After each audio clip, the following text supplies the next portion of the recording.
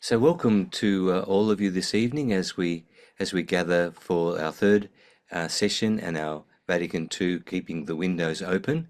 It's been a tremendous response so far, and our first evening talking about the document, the people of God, and then last week with the liturgy, and today we'll be talking about interfaith dialogue. And so it is all about respect, and not surprisingly, we begin, as always, acknowledging the custodians, the traditional custodians of the unceded lands on which we gather, today both past, present, and emerging, and we respect their elders and respect their dreaming.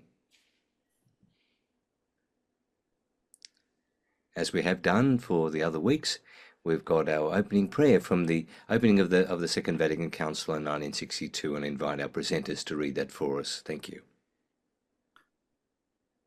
We stand before you, Holy Spirit, conscious of our sinfulness, but aware that we gather in your name. Come to us, remain with us, and enlighten our hearts. Give us light and strength to know your will, to make it our own, and to live it in our lives. Guide us by your wisdom, support us by your power, for you are God, sharing the glory of Father and Son. You desire justice for all. Enable us to uphold the rights of others. Do not allow us to be misled by ignorance or corrupted by fear or favor. Unite us to yourself in the bond of love, and keep us faithful to all that is true. As we gather in your name, may we temper justice with love, so that all our decisions may be pleasing to you and earn the reward promised to good and faithful servants. You live and reign with the Father and the Son, one God, forever and ever. Amen. Amen. And as we have in previous weeks, we've got a quote from the relevant document from the Second Vatican Council, and tonight we've got the second paragraph of Nostra Aetate. The Church therefore exhorts her children that through dialogue and collaboration with the followers of other religions, carried out with prudence and love, and in witness to the Christian faith and life, they recognize, preserve, and promote the good things, spiritual and moral, as well as the socio-cultural values found among these people. So in that spirit of dialogue, we have really talented presenters who have worked together before on Nostra Aetate. We've got Denis and Mary and Patrick dealing with Ecumenism, Nostra Aetate and interfaith relations today, and Patrick talking on interfaith. They bring rich experience of dialogue at an international level, and it'll be really lovely to hear what they have to present for us tonight. And just as we always do, just to remind you too, that if you have any questions, please put them in the chat or in the question section. Use that because we'd like to make the most of the time that we have this evening and to make it as fruitful as possible for all of us. So I'll just hand you over now to David from Garrett Publishing.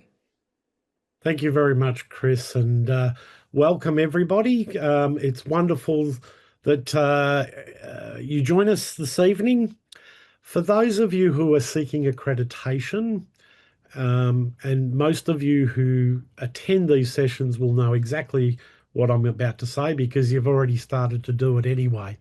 But if you could put your email, your name and your email, and preferably the email that you used to register for these sessions into the chat so we can record your professional development hours.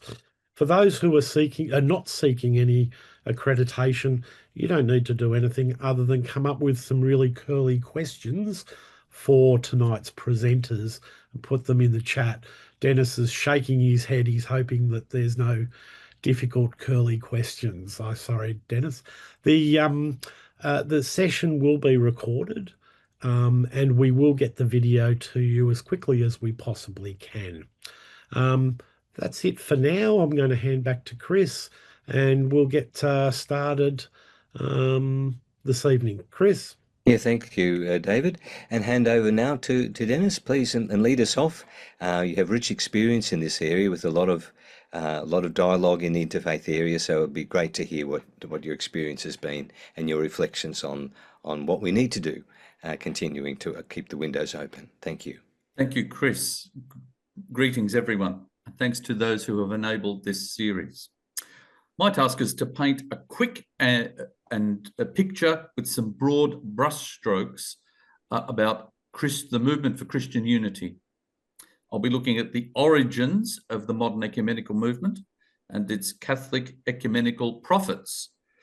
Then I'll be looking at the Second Vatican Council decree on ecumenism. That's what I'll be focusing on, 1965, the decree on ecumenism.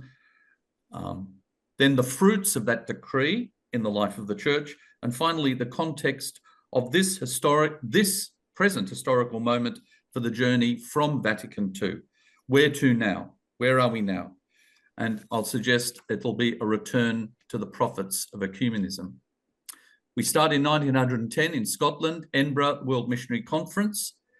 This is the beginning of the modern ecumenical movement, the formation period of the modern movement for the unity of Christians. And at this meeting, Roman Catholic Church was not invited or involved. In fact, Pius XI wrote a letter in 1928 forbidding Roman Catholic participation in this growing movement for Christian unity.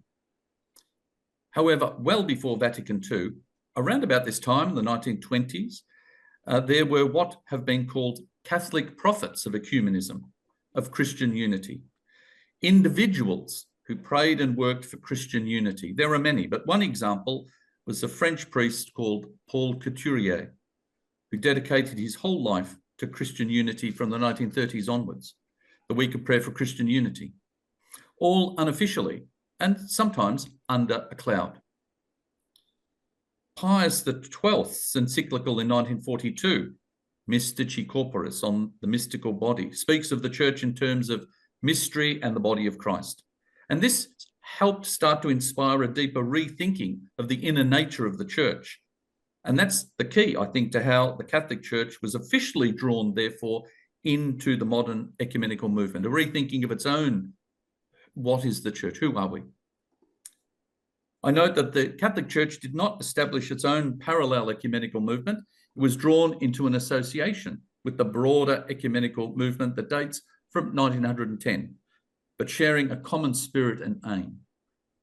And then in 1965, the Council promulgated the decree on ecumenism. And ecumenism must be seen, as I've said, in the deeper context of the nature and the purpose of the church. So other documents from the Second Vatican Council, Lumen Gentium and Gaudium et Spes and Dignitatis Humanae on religious freedom, are also important in reading the decree on ecumenism. And it's good to be reminded of how far the decree opened the window, how far the work of those prophets that started on the periphery entered the centre of church life. Prophetic voices on the periphery had moved to the centre of the church's decision-making. What did the decree say? The unity of Christians was one of the main concerns of the Second Vatican Council.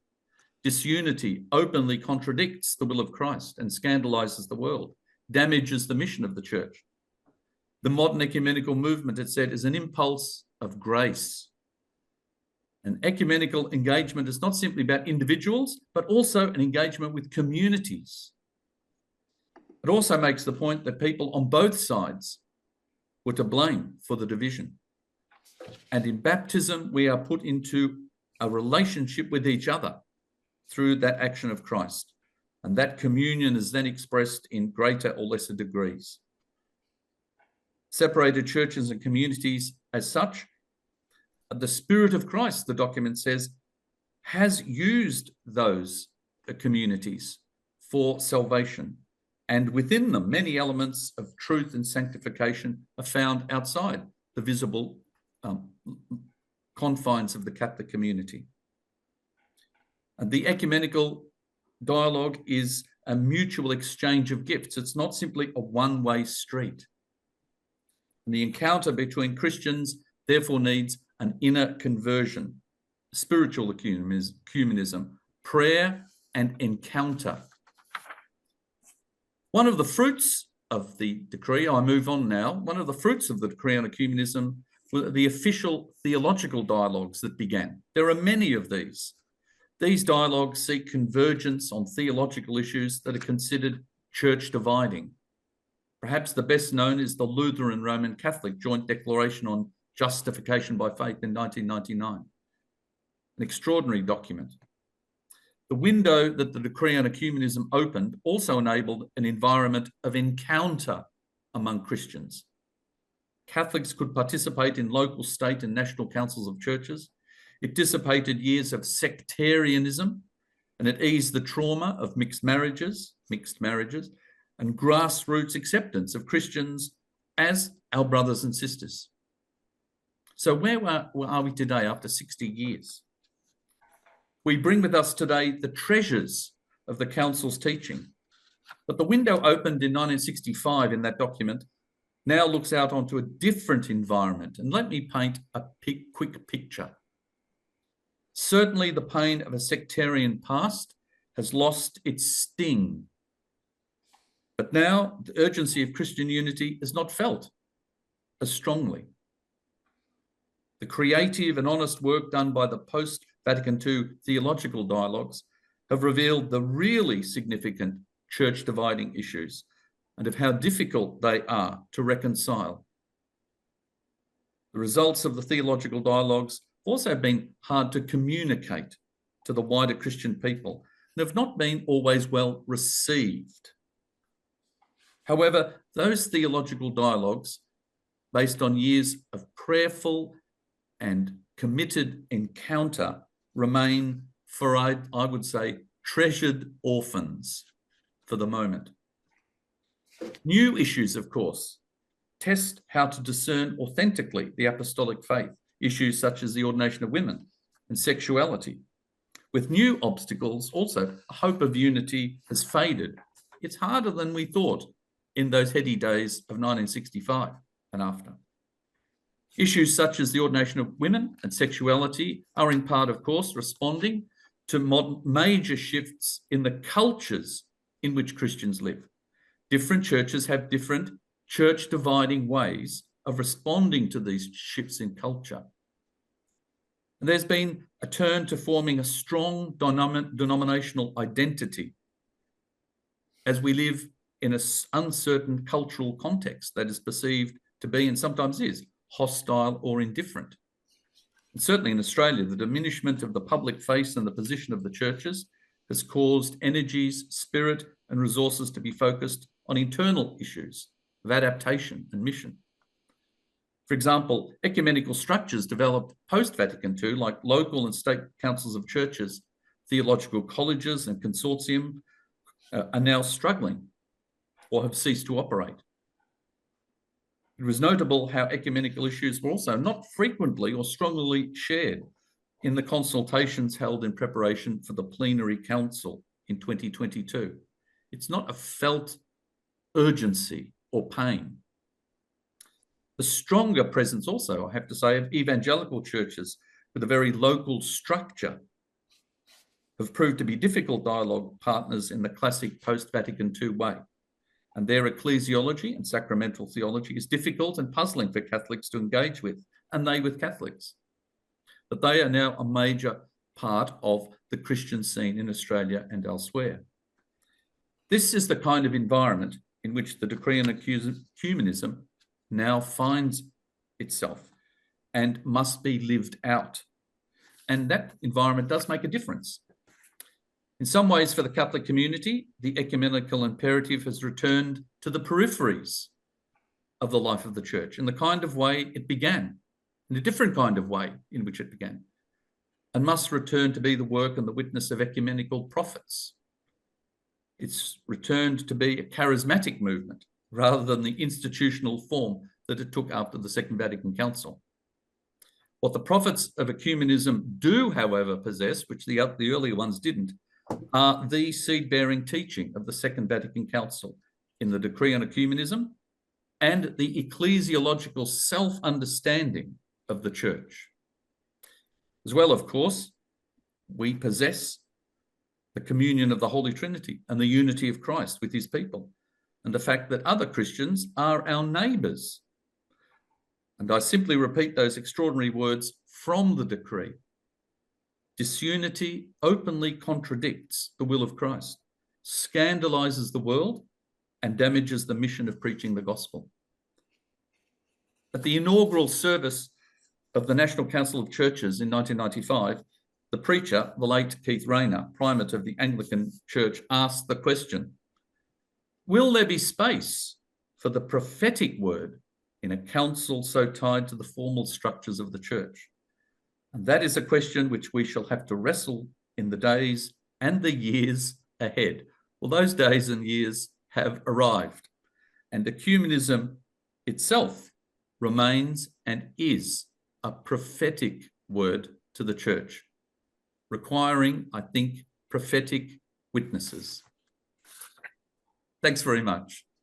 Thanks very much, Denis. That's a really stimulating thought there, and hopefully we can come back to some of get you to articulate a little bit more about what would be some of those treasured orphans that you mentioned and to bring up some of those treasures. But yes, very, very much we can see how that energy that was there has slipped away for all sorts of reasons, as you articulated. So hopefully we'll be able to come back to looking at some of those elements. And now, excuse me, and now we move to Mary, and you're giving us a great update on Nostra Aetate. Thank you. Thanks, Chris. And thank you, Denis, very much. Ecumenism and interfaith relations come under a certain umbrella together, and they are both separate and distinct. So Nostra Aetate was the document of the Second Vatican Council. The translation means in our time. So it was recognising that in the time, at least in 1965, that things were changing. As the windows were opening, things were changing.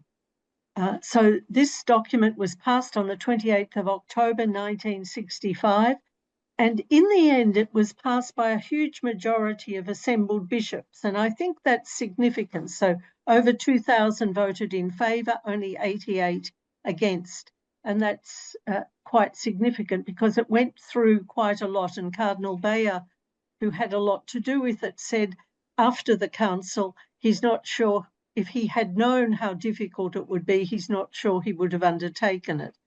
So Pope John the 23rd wanted to open the windows of the Catholic Church with the Second Vatican Council to the world, the scientific age, to other peoples and cultures, to the use of many languages, especially as we see that in liturgy, to critical biblical studies, to other Christians, and Denis has talked about that so beautifully, and to other faith traditions. And that's what Nostra Aetate addresses, the opening of the windows to other faith traditions, because even when I was young, it was almost forbidden for Catholics to go into either other Christian churches, other denominations, or other faith worship places. So we have moved a long, long way, and Nostra Aetate is a symbol of that.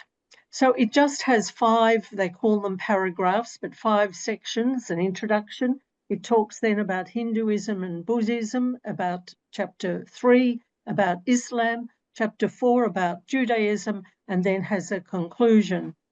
And Patrick will talk much more about all of interfaith relations and include Hinduism, Buddhism, and Islam. It begins in our time, Nostra Aetate, in our time, when day by day, and its language is very masculine, and I will, as I read it, I will change it, but I'm quoting the document. So when day by day mankind is drawn closer together. So human beings were starting to sense that they were closer, and communications were improving, not as they are today, but they were improving. And the Church examines more closely her relationship to non-Christian religions. And even there, we're defining them as different to us. They're non-Christian religions. They're not world religions. They're not other religions. They're non-Christian religions. So even that definition is a little bit awkward, really. And then it goes on, what men, what people have in common and what draws them to fellowship. So that was the aim of this very short document, what we have in common and what draws us into fellowship. So the long title is Declaration on the Relation of the Church to Non-Christian Religions, Nostra Aetate. In the end, it was proclaimed by Pope Paul VI because Pope John the 23rd had died during the council. The first section continues. People expect from the various religions answers to the unsolved riddles of the human condition. And then it goes on to list some of those questions, and they're really important questions, and we still don't have answers to them. We have the beginnings of answers to them in our religious traditions. What is man? What is a human? What is the meaning and the aim of our life? What is moral good? What is sin? Whence suffering, and what purpose does suffering serve? Which is the road to true happiness? What are death, judgment, retribution after death? And what finally is the ultimate inexpressible mystery which encompasses our existence? Whence do we come and where are we going? So it acknowledges those really important questions that at their best religions grapple with and try to provide answers to.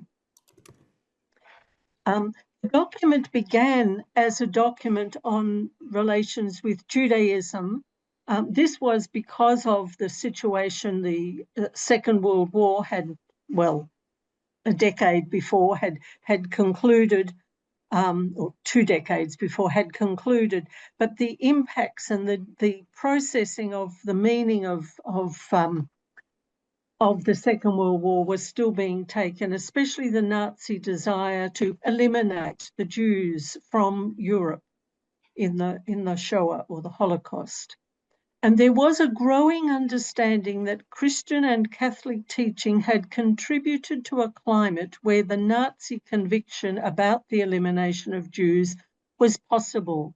So it's not that we were the cause of the whole Shoah, but that our teaching and our negative teaching about Judaism had contributed to that, so that our Catholic and Christian teaching contained elements that were anti-Jewish. So this is why in the social context of that time, this is why the document began as a document on the relations with Judaism. But the bishops from the Middle East in particular and from Muslim countries said, well, we're not going home with a document on Judaism if there's not something on Islam. And then the bishops of especially Asia said, well, we're not going home with a document on Judaism and Islam if there's no mention of Hinduism and Buddhism. So by the end, by 1965, it's a document on all non-Christian religions and really in many ways on all of humanity. And today we would want to include Indigenous religious traditions in that, but the document doesn't actually speak of them. But that we can see how it's not just a religious relationship, but the cultures, and we so need to, our world so needs us to relate well to other religious traditions and other cultures that give expression to those religious traditions. So Nostra Aetate is almost 60 years old. Its words aren't at all surprising now. We read it and we think, oh, it's a bit ho-hum. But its impact continues to be very, very strong and very significant. And it symbolises an important insight and change in Catholic tradition, because now well, I'll say this to you later as well, it's not an optional extra for Catholics. Once Nostra Aetate comes through, being open to learn and to be in relationship with other faith traditions is not an optional extra for Catholics. It's part of our belief. It's part of our tradition that we should be open there. 20 years after Nostra Aetate, there's a document which talks about 4 types of dialogue. It's briefly called Dialogue and Mission, but its full title is there for you. It was published in Pentecost of 1984, so almost 20 years after Nostra Aetate, and it encourages us all to 4 different types of dialogue. Really, the dialogue of life, the dialogue of action, the dialogue of theological exchange, and the dialogue of religious experience. So the dialogue of life is open to us all. We might have neighbours or people at work who come from a different religious tradition, and we can I say respectful curiosity is so important. We can ask questions about their traditions. We can learn about their traditions. We can learn why they celebrate this particular feast. We can take neighbours. We can share something from Christmas. You know, we might want to share some cake from Christmas with neighbours. That sort of neighbourly work and play dialogue, and it's an important dialogue, as long as it is respectful. The dialogue of action, and this is based in shared religious and moral values, and so our common concern for justice, that we can do things together. And I'll suggest at least one area where that's significant, especially in terms of Judaism and Islam later on. So dialogue of action, where we do things together. If people are hungry, we can provide food for them together. We don't have to do it all separately. The dialogue of theological exchange, we do have to have some solid theological background in this area, and it tends to be, although it's not limited to, it tends to be the area where people have more background there, but that too is important. And then the dialogue of religious experience, which is quite different, sharing about spiritual practices, the fruits of prayer, even promising to pray for someone who is ill, or praying together for someone who is ill. Those sorts of things, the fruits of our worship and of our respective traditions. So these 4 types of dialogue call us and challenge us to be constantly in relationship. As I just briefly want to comment on what we have received from Judaism, because this is part of understanding why Judaism fits a little bit between ecumenism and between interfaith relations, because our relationship with Judaism, Christianity grew out of Judaism, out of Second Temple Judaism, and we have inherited from Second Temple Judaism a belief in the one God. We've inherited the person of Jesus, and that image there is an AI produced image of what Jesus might have looked like. But remember, he would have had brown eyes and tanned skin and dark hair and all of that, not peaches and cream. And Mary would have been the same. So we also inherited the First Testament or the Old Testament. The roots of the feasts of Easter and Pentecost come from within Temple Judaism, Second Temple Judaism. The meal is the basis for Eucharist, our offertory prayers. Most of the New Testament is written by Jews and certainly written in a Jewish context. So that's part of what we have received. The prophetic imperative towards justice has come really religiously. It's formed Jesus as who he was, and he hands on to us that imperative of justice that comes especially from the prophetic call.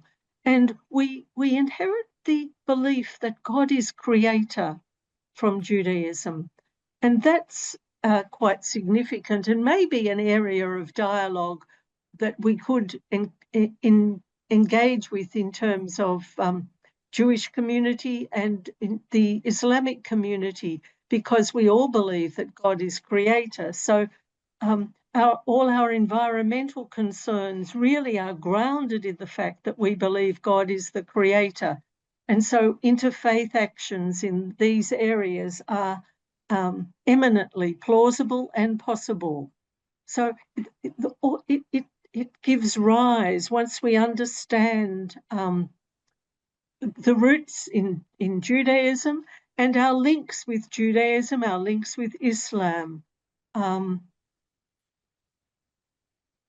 The Australian bishops in 2023 produced a document, Walking Together, Catholics with Jews in the Australian Context, and that's readily available. It's not a very thick document, but it's there, it's available on the internet. And so the bishops are also encouraging us to walk together with Jews in the Australian context. The war in Gaza has impacted Jewish-Christian relations today in a quite severe way. But we do have to remember that it doesn't define the relationship, which begins even before the birth of Jesus, a Galilean of first century Judaism. So our relationship is long, and it has become strong since Nostra Aetate. And I think we have to learn to distinguish the policies of the Israeli government from what all Jews think. I was in on Sunday, this past Sunday, as was Archbishop Peter Comensoli, at a meeting of the Council of Christians and Jews in a synagogue which had been attempted to be burnt down by someone because of what was happening in Gaza. Now, that's an inappropriate response, because most of the Jews in that synagogue have or little or no impact on what's happening in Gaza, and no impact on the Israeli government. So we have to learn to distinguish. So the history of the Catholic Church, and in some ways the Christian Church, is historically the Church became aligned with governments, and so for centuries the relationship was weighed against Judaism, and Jules Isaac called it the teaching of contempt by Christians in relation to Judaism. Today, that relationship, and especially because of Nostra Aetate, has been well established. And even though it's going through some difficulties because of the war in Gaza, it's strong enough now to face those difficulties together. And then finally, I want to remind you that the call of Nostra Aetate is not an optional extra for Catholics since Nostra Aetate was promulgated. So our call to be open to other religious traditions, to always treat other people and other religious traditions respectfully is incumbent upon us as Catholics, and to remember that dialogue begins with listening. It's not just about talking, it's very much about listening. Thank you, and I hand on to Patrick now. Thank you, Mary, and I'm happy to share with you this evening. I affirm the acknowledgement made earlier on interfaith relations. St. Paul VI described his vision of the Church in dialogue over 60 years ago in his 1964 magisterial encyclical Ecclesiam Suam. He envisaged a series of 4 concentric circles. The first is all humankind. The second, worshippers of the one God. that is, believers in the world's religions. The third is all Christians. And the fourth is all Catholics. What is crucial is that Pope Paul envisages each of these circles as an arena for dialogue. Thus we have intra-religious dialogue, ecumenical dialogue, religious dialogue, and religious secular dialogue. The Vatican II dogmatic constitution on the Church, Lumen Gentium, took up this same schema, but in reverse order. All are called to this Catholic unity of the people of God, which prefigures and promotes universal peace. And to it belong, or are related in different ways, the Catholic faithful, others who believe in Christ, finally, all of humankind called by God's grace to salvation. And then in the following paragraphs, it treats in more detail the Catholic faithful, baptized, believers in other world religions, and those who do not know God but strive to lead a good life. The same schema and the same order are also found in paragraph 92 of Gaudium et Spes, the pastoral constitution on the Church in the modern world. I have 4 points to make about this schema. First, in his 2015 encyclical Laudato Si, Pope Francis invites us to open ourselves to creation. The entire universe speaks of God's love and is, as it were, a caress of God. And God has written a precious book whose letters are the multitude of created things. And to contemplate creation is to hear a message, to listen to a paradoxical and silent voice.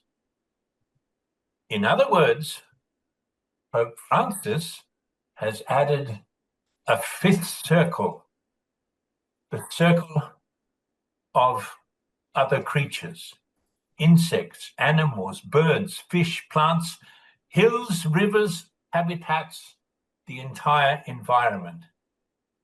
And correspondingly, there is theological dialogue. Second, these concentric circles are not an order of love, as proposed by J.D. Vance, the Vice President of the United States, who said, you love your family, and then you love your neighbor, and then you love your community, and then you love your fellow citizens in your own country, and then after that you can focus and prioritize the rest of the world. Pope Francis rebutted this firmly in a letter to the bishops of the United States. Christian love is not a concentric expansion of interest that little by little extends to other persons and groups. The true ordo amoris that must be promoted is that which we discover by meditating constantly on the parable of the Good Shepherd. That is, by meditating on the love that builds a fraternity open to all, without exception. In other words, we hear the cries of the poor and of the earth, whoever, wherever, and whatever, and we respond with mercy and compassion. Thirdly, these concentric circles are a geometric analogy for a word that Pope Francis has reintroduced to the Church: synodality. My criticism is that much that is written about synodality is limited to the baptized, to the inner circles, as if these are the only bearers of the Holy Spirit. If the Church is to be truly synodal, then it journeys not only with Christians, but also with followers of other religions, with secular believers, and with all creatures, who are all bearers of the word and moved by the Holy Spirit. And fourthly, another word to describe the concentric circles is fraternity, and I add sorority, another of Pope Francis's themes, the God-inspired universal solidarity that embraces everyone and everything. A couple of words on Nostra Aetate, the Vatican II document that Mary has already spoken about that addresses the church relation with other religions. This declaration is a watershed, is groundbreaking, is the first time the magisterium has made positive comments about other religions. Both Pope John Paul II and Pope Benedict XVI have referred to it as the Magna Carta of the Church's new direction in interreligious dialogue. But along with the rest of the Church's teaching on interreligious dialogue, Nostra Aetate too often remains a hidden treasure, another of the Church's best kept secrets, rarely, if ever, mentioned from the pulpit. Let's change that. I have two comments. Nostra Aetate, the motive for reaching out to believers in other religions is good neighborliness, being on good terms with others. It urges Catholics to enter with prudence and charity into discussion and collaboration with members of other religions. With Muslims, it urges that a sincere effort be made to achieve mutual understanding. With Jews, it encourages further mutual understanding and appreciation. And with all, it urges Catholics to conduct themselves as well as among the Gentiles, and if possible, as far as depends on them, to be at peace with all people. It's nice, it's polite, but it lacks drive, it lacks power, it lacks passion. From where does interreligious dialogue get its energy? Where does it plug in? Where does it fit? It took 25 years of experimenting, making and correcting mistakes, writing and reflecting to find the answer to these questions. This 25-year quest culminated in the 1991 document, Dialogue and Proclamation, co-authored by the Pontifical Council for Interreligious Dialogue and the Congregation for the Evangelization of Peoples. And it declares that dialogue, one of the component elements and authentic forms of the evangelizing mission of the Church, that it is one of the integral elements of the Church's evangelizing mission, and it is an authentic element of the Church's evangelizing mission. Interreligious dialogue is energized and empowered by being an integral part of the evangelizing mission of the Church. For Christians, interreligious dialogue is not just a social nicety, but an apostolate. As such, it is the responsibility of all. As Mary said earlier, it is not an optional extra. In Redemptoris Missio, from Pope John Paul II, each member of the faithful and all Christian communities are called to practice dialogue. And in Dialogue and Proclamation, all Christians are called to be personally involved in interreligious dialogue. The radical implication of this is that if you, your parish, your school, your diocese are not in some way engaged in interreligious dialogue, you are not engaged in the full mission of the Church. You are indulging in Catholic sectarianism or Christian tribalism. a couple of words on Christian-Muslim relations today. Especially since 2001, Muslims have been battered by being labeled terrorists.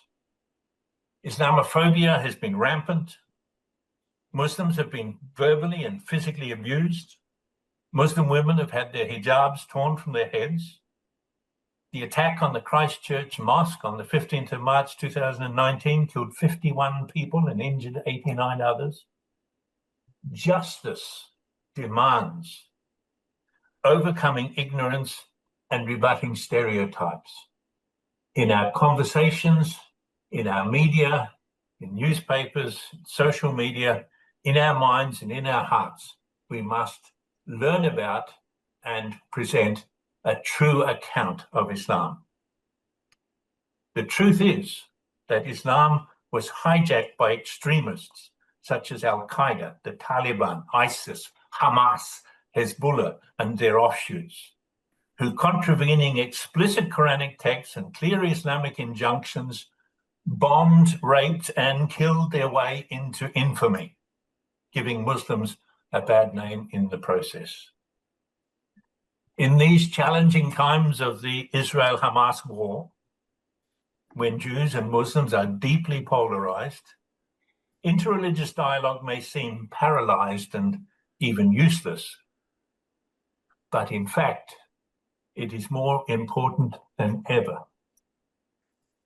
Now may not be the time for speaking, but we must at least listen, and listen deeply to the suffering of both sides, and try to absorb and to diffuse some of the pain, the anger, the hurt, the animosity, and the enmity. And we must also speak up for all the victims, for human rights, and for international law. If we, who are called by name in God's age-long dialogue of salvation, cannot in turn dialogue in this time of interfaith crisis, then we have failed God's invitation. Although part of the evangelizing mission of the church, mandated by church teachings, by popes, and by local and international church synods, and also, although essential for weaving our multicultural, multi-religious society into a vibrant, cohesive, resilient whole, interreligious dialogue does not get the traction in the church it deserves and that society needs. To rise to the global challenges facing us today, we cannot afford to retreat into our tribal silos. We must journey together. And as an African proverb has it, if you want to go fast, go alone. But if you want to go far, go together. And here are some interreligious interfaith resources that you might find useful.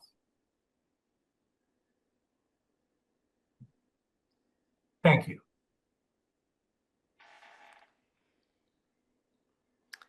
Thank you, Patrick.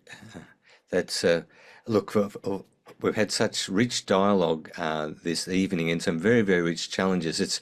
There've been so many questions and comments. It's really quite difficult to pick out where to start. But one of the questions that was addressed, Denis, to you was how do you think Pope Leo's leadership will affect or influence these ecumenical initiatives? What do you think there? I don't know. He's only completed 100 days. I think his first 100 days. So no, it's a bit of course, early.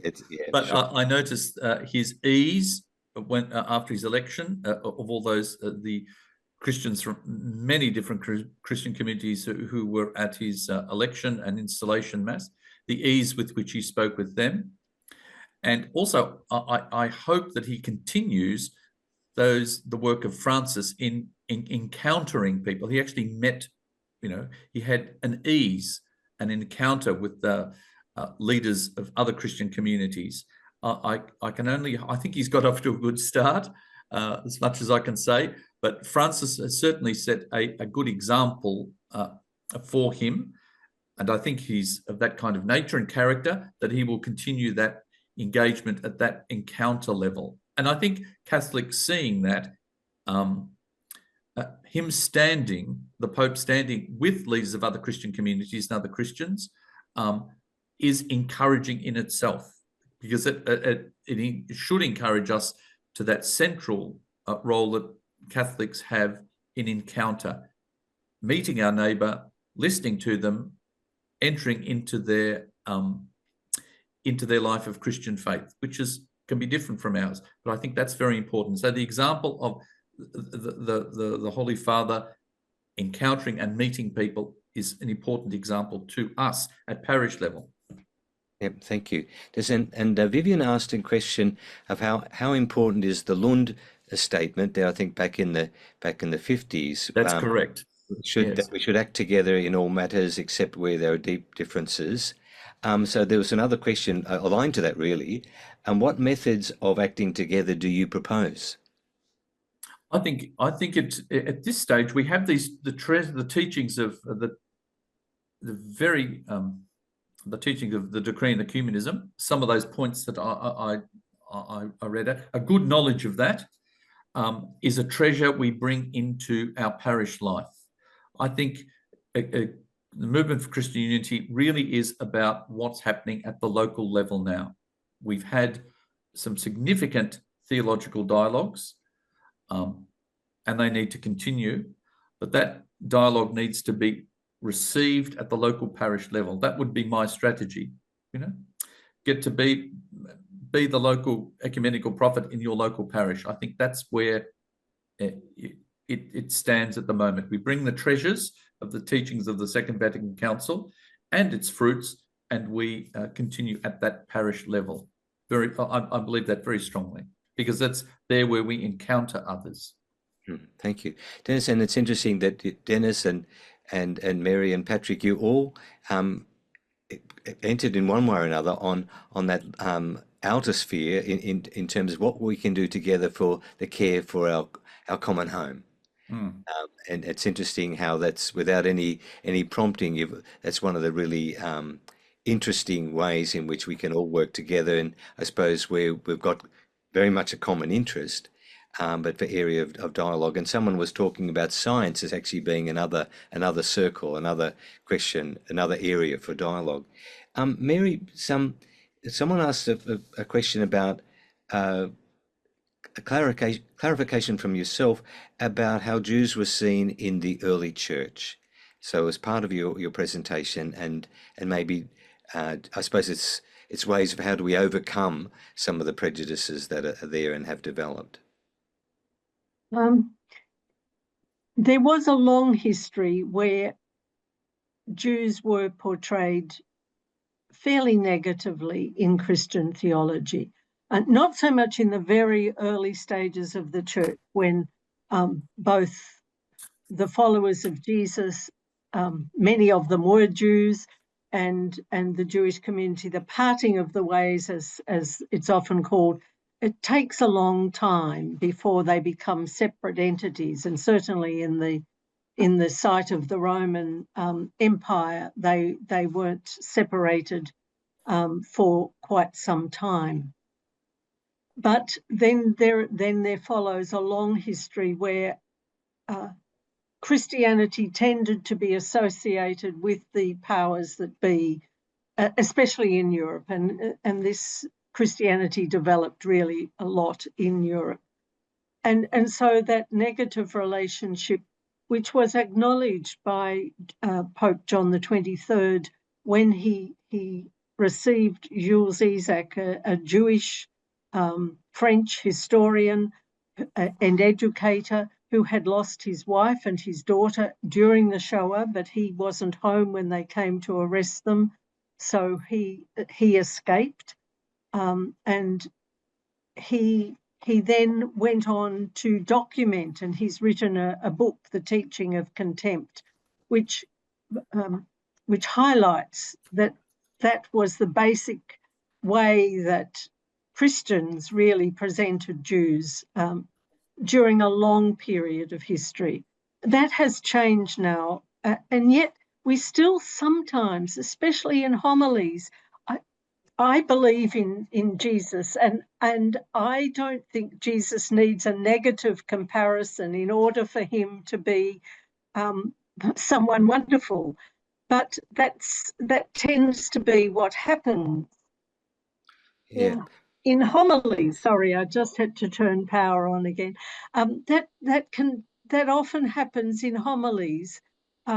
You know, and Jesus doesn't need a negative comparison in order to be something wonderful. So yes, so it's a long, complex, troubled history, which for the last 60 years has begun to flourish, so much so that in 23 the Australian bishops produced that. Most of the popes have gone, most of the popes since Nostra Aetate have gone to greet Jewish rabbis, you know, all of that. There are wonderful symbols there that have happened, but the local level of dialogue seems to be much, much slower in terms of Judaism, but in terms of Islam, in terms of Hinduism and Buddhism. Just finally, for teachers, there is a document from, you can't see it very well there, from the Melbourne Archdiocese. It was produced 8 or 9 years ago.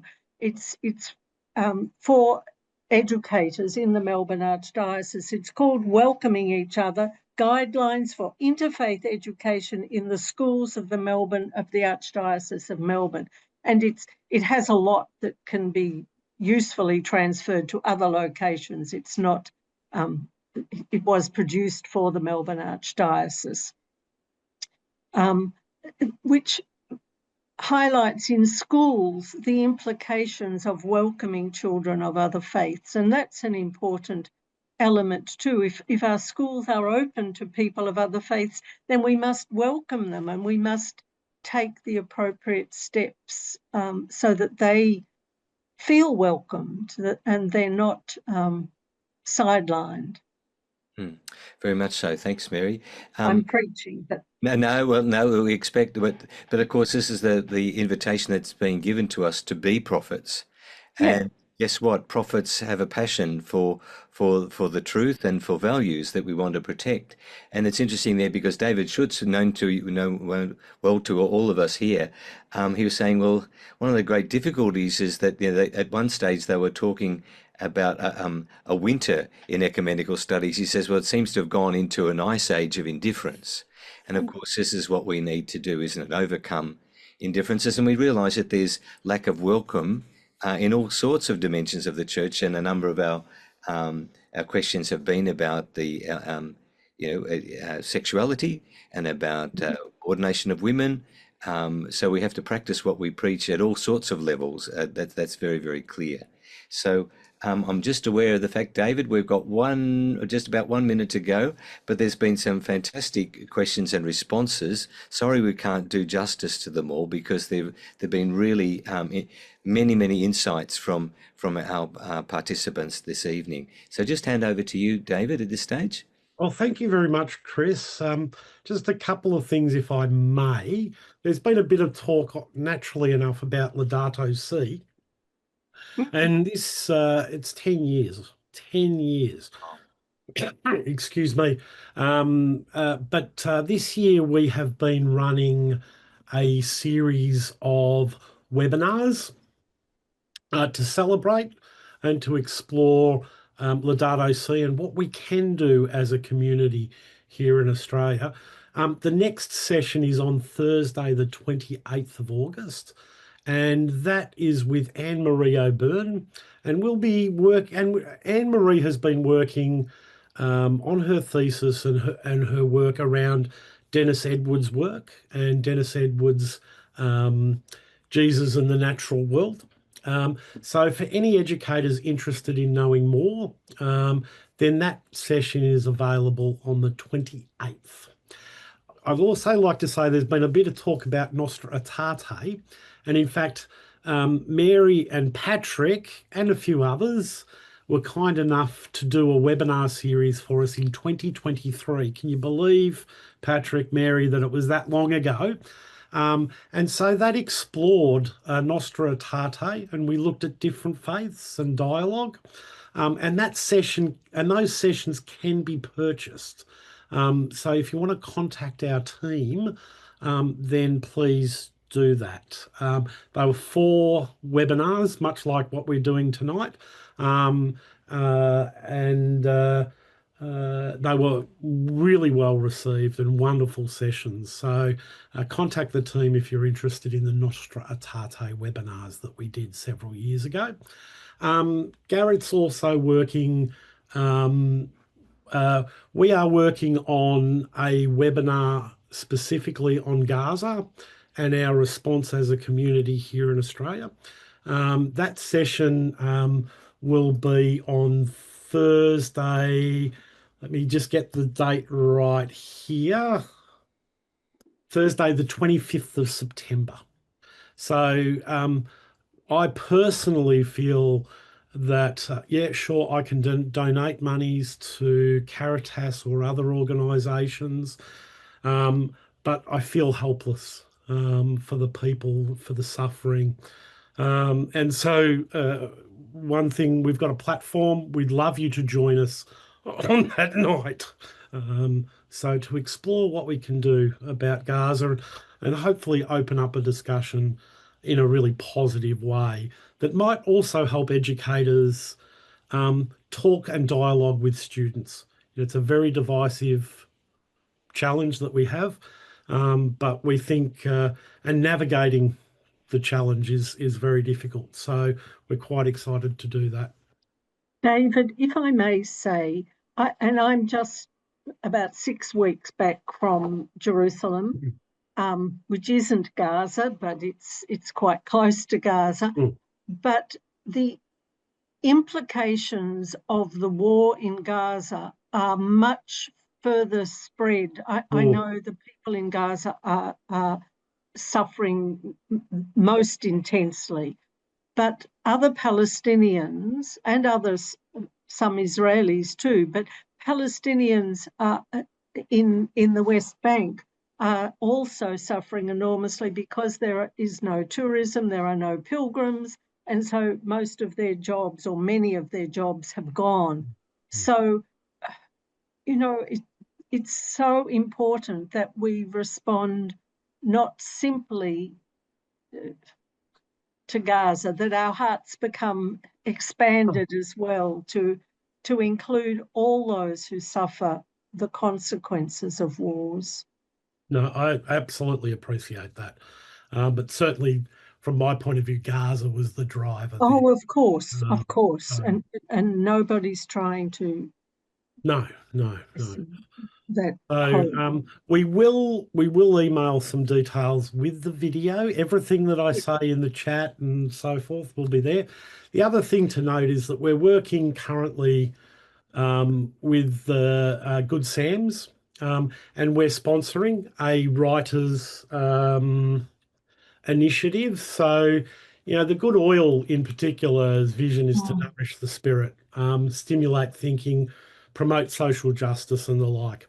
One of the challenges we have as a church, I think, in Australia is that we need to find new voices. We need to find new writers. And so currently there is a Writers Award, which Garrett is sponsoring. So if any would-be writers are out there listening to us tonight, maybe this is something that can help you. So there's a little bit of money on offer, but there is mentoring that Garrett Publishing will provide you as a inspiring, aspiring writer. So that's something else that you might be interested in. Now, throughout, I've also, promoted a couple of books. So everything that you can do to support our work and the work of our authors, Ormond Rush's new book, which is, fairly weighty. This is a wonderful new title on the legacy and the limits of Vatican II in an age of crisis. So there's some really great writers, including Massimo, Faggioli, and others.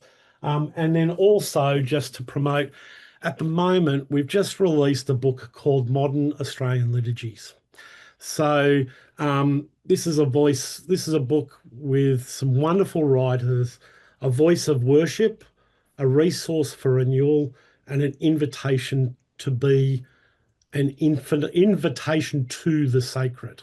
So that's our book of the month. So there's a few dollars off. I'm incredibly generous in offering a few dollars off on this new book. So that might be of interest to people as well. That's enough ads, I think. Mary, Chris, Denis, Patrick, thank you very much for tonight. I do intend to go through the chat. As I mentioned last week, I think we'll make a summary of the chat at the end of the sessions, Chris, and then make that a document, a PDF document available with some of the questions and some of the comments, because I think there is some real value in that audience participation piece that we encourage. With that, we're a few minutes over. So Mary Reaburn, I'll be in trouble with Mary, who's very good on punctuality and timing. But I think it's been great tonight. Yes. So thank you very much, everybody. And I'll officially stop the official part of this evening. Go with God. God bless everybody. God bless. Thanks, Thank you.